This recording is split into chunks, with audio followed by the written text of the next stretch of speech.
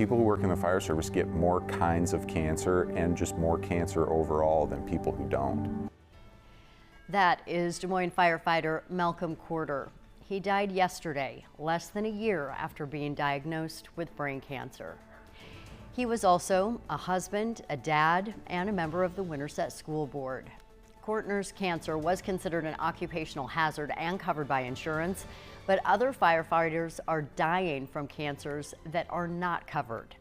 Joining me now to talk about that is Des Moines firefighter Aaron Johnson. Thanks for being with us today. My pleasure. Thanks for having me. So we've been talking about this topic for a while now. Yeah. There are in total more than 200 different types of cancer, but only like a dozen are covered by the health insurance that you have right now. Yeah, so all of them, we have health insurance that covers the gamut of insurance. It comes down to our pension system and what it covers. And basically what that boils down to is, what does the city recognize as their problem versus our problem when it comes to our health insurance bills.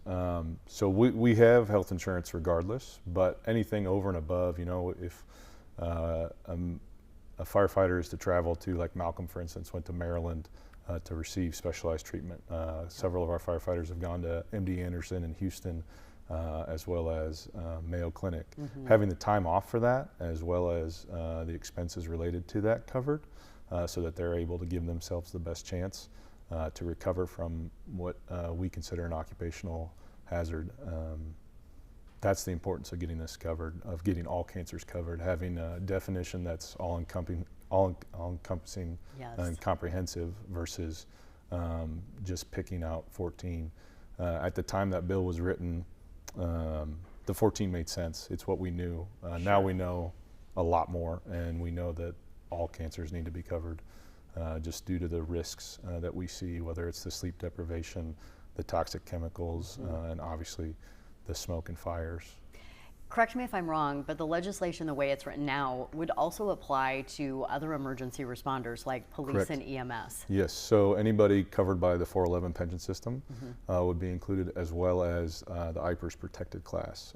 So IPERS carves out a special class of employees, basically same deal, first responders, who receive special benefits over and above regular IPERS employees. So the benefit goes to those who are seeing these issues arise from work, whether it's, again, like I said, sleep deprivation or toxic chemical exposure.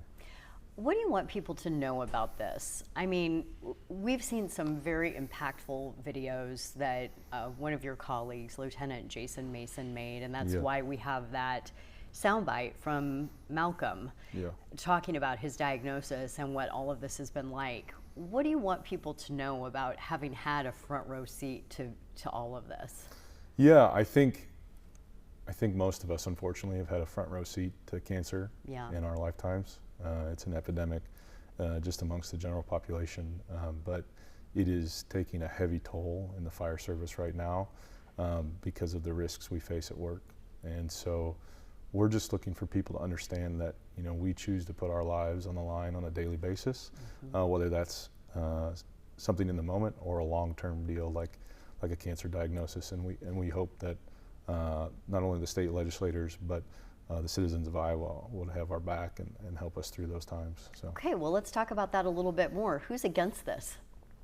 I don't think anybody is outright against it, but we brought it to the State House last year and it didn't go anywhere. And you know, that's not necessarily a bad thing because you want laws to take a while, right, and get some scrutiny.